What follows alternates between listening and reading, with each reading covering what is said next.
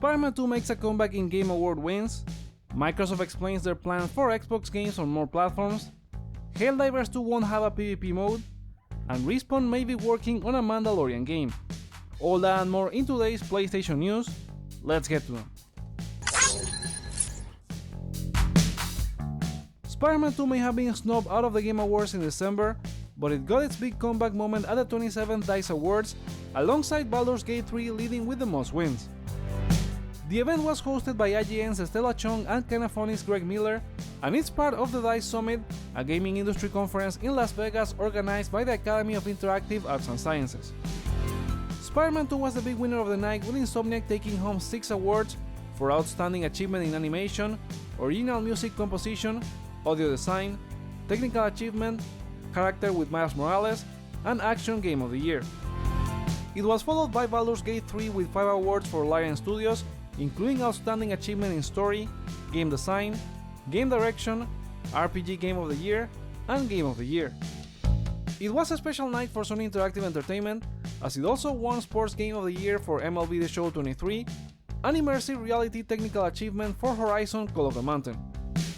Other winners included Outstanding Achievement in Art Direction Alan Wake 2, Adventure Game of the Year The Legend of Zelda Tears of the Kingdom, Family Game of the Year Super Mario Wonder, Fighting Game of the Year Street Fighter 6, Racing Game of the Year Forza Motorsport, Strategy Simulation Game of the Year Dune Spice Wars, Immersive Reality Game of the Year Asgard's Wrath 2, Outstanding Achievement for an Independent Game Cocoon, Mobile Game of the Year What the Car, and Online Game of the Year for Diablo 4.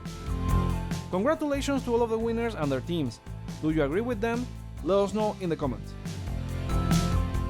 Microsoft held its business update this week after the uproar on social media due to rumors of Xbox exclusives being made multi-platform. The Redmond company did confirm the move, with some caveats and not many details.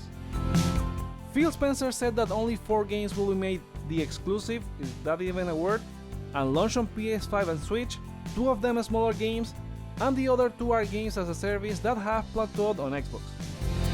The reason for the Xbox Everywhere strategy is to boost these games so that they can reinvest in future sequels, bolster game communities, and the long-term health of the Xbox platform.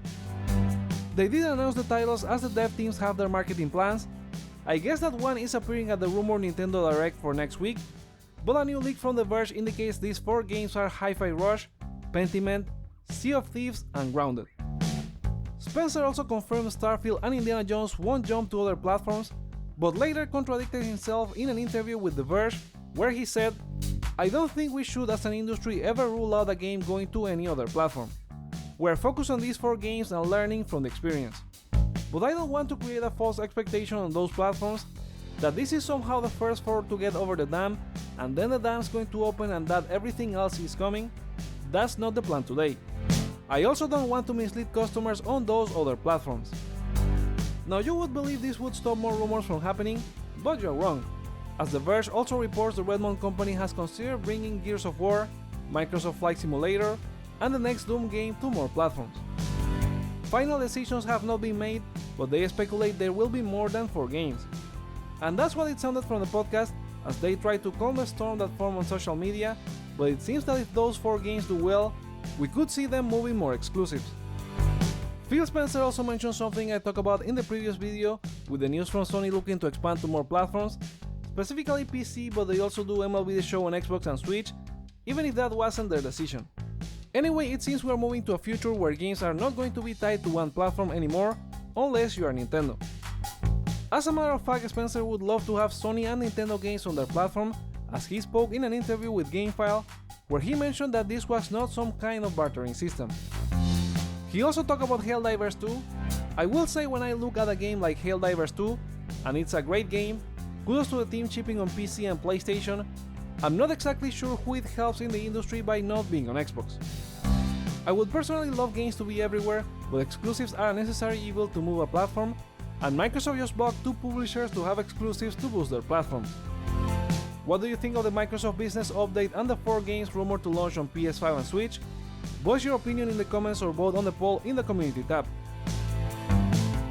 Let's go back to Helldivers 2, as Arrowhead Studios has said they have no plans to introduce a PvP mode to the game, despite the surge in player numbers. That was creative director and studio CEO Johan Pylestedt on Twitter, where he commented to a fan they will never add the mode to quote-unquote reduce toxic elements from the community. We want an environment that's supportive, fun, and where we all are fighting on the same side. Despite comparisons to competitive multiplayer games like Call of Duty, Helldivers 2 aims to build a unique and lasting gaming experience centered on co-op play. The game has continued leading the global top sellers chart on Steam and the new games section on the PlayStation Store, while it has also reached a new peak of nearly 260,000 players on Steam. The studio also announced an event for this weekend where players will be granted 50% more XP and requisition at a 50% multiplier on top of the base mission score from now until February 18th, while they work on fixing the issues where players are not getting the rewards after a mission. This is the way, Arrowhead.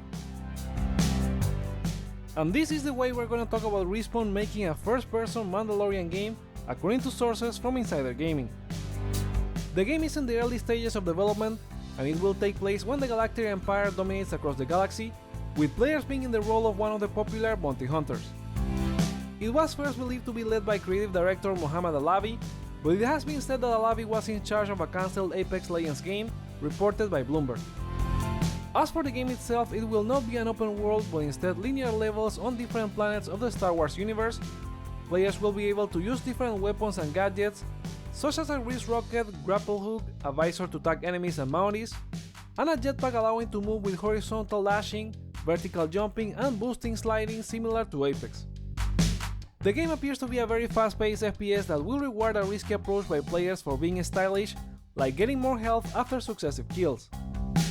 It's unknown if it will be only a single-player experience, or if it will have a multiplayer component. We won't likely know anytime soon, as the report says the game is about a year or two away. Would you like a Mandalorian game by Respawn? Share with us in the comments. Now let's go for a round of quickfire gaming news. Sony shares have plunged after announcing that PS5 sales growth has peaked. Shares fell 8.4% and closed 6.5% lower on Thursday. Sony projects a gradual decline in PS5 sales starting next fiscal year, and anticipates missing its 25 million unit shipment target by 4 million. Tokyo-based analyst Serkan Toto told BGC that Q2 results made clear Sony was not hitting 25 million, and that Q3 results were okay, but only possible due to Sony's heavy promotions over the holidays. We have a small update for PlayStation Plus Deluxe and Premium users who will be receiving Resistance Retribution next week, and Sony Ben has now confirmed on Twitter the game will have support for the PS3 controller layout, as it was made compatible back in the PSP era due to the device's AV output. It will also have trophies. If you want to play something this weekend, there's a new Dead Island 2 trial, giving you the chance to check it out for 2 hours. Sony has clarified that Team Ninja's Rise of the Ronin was not cancelled for the Korean market, as it was never intended to be released in the region digitally or physically. That's despite them pulling the game from the Korean PlayStation Store and YouTube channels over the past week. The move follows comments from game director Fumihiko Yasuda in a behind-the-scenes video, where he glorified a Japanese figure associated with the conquest of Korean lands. Forever Skies, an early access sci-fi survival game, is set for release on PS5 as a console exclusive in 2024, alongside its full launch on Steam, given Sony's support and funding. It promises an immersive experience where players navigate Earth's altered landscape in a post-apocalyptic world, facing evolved dangers as players scavenge resources and unravel the mystery of an illness, either single-player or co-op. Sony may be looking into a potential Patapon 3D movie as per Sony Group on Twitter. They first showed images of the project at CES earlier this year, but now in a tweet to promote their Beyond the Screen interviews for the Torchlight movie production software, they posted about Christina Duke, a real-time asset supervisor, and their work on using Torchlight and Sony's Mocopy mocap technology to animate the film. Remedy Entertainment has announced that Alan Wake 2 is their fastest-selling game, surpassing 1 million units by December 2023 and 1.3 million by February 2024, outpacing their previous hit Control. CEO Tero Virtala has said they are happy with the sales, as the game has already recouped a significant part of the development and marketing expenses. They will continue serving that audience with future DLC, and expect it will help sell more copies. The successful launch of Alan Wake 2 has moved staff to other projects such as Condor, Control 2, and the Max Payne remakes, ramping up their development. From Software now appears to be the sole owner of the Elden Ring IP, marking a departure from shared ownership with Bandai Namco. A recent US trademark filing lists From Software as the sole owner, with the transfer occurring in April 2023. From Software has not officially commented on this news, but a Reddit user notes investment from Sony and Tencent likely helped this change. Bandai Namco may not be happy losing Elden Ring, but it is from Tekken 8 surpassing expectations, selling over 2 million units in less than 3 weeks, outpacing Tekken 7 sales. Given the praise the game got from reviews for being a modern fighting game masterpiece, it's more than deserved. Tomb Raider developer Crystal Dynamics has revealed a new website for the franchise, teasing a unified Lara Croft design that combines the classic outfit with the more modern design, although she has her pistols instead of the bow and arrow. It also hints the next entry could be set in Egypt. Crystal Dynamics has been working on a new era of Lara Croft games in development with Unreal Engine 5. Embracer Group is facing further layoffs despite already doing about 1,400 since last June, reducing their workforce by 8%, all after the collapse of a $2 billion deal in May last year. They have also cancelled 29 unannounced games as part of the restructuring that also has the company evaluating to sell off parts of their business, including studios like Gearbox. Layoffs may also be in the cards for Disco Elysium developer Saum, with CEO Ilmar Campus citing difficulties in continuing Project X7. Developers are at risk of losing their jobs after the studio cancelled an expansion for Disco Elysium, and a sequel codenamed Project Y12 was cancelled in 2022.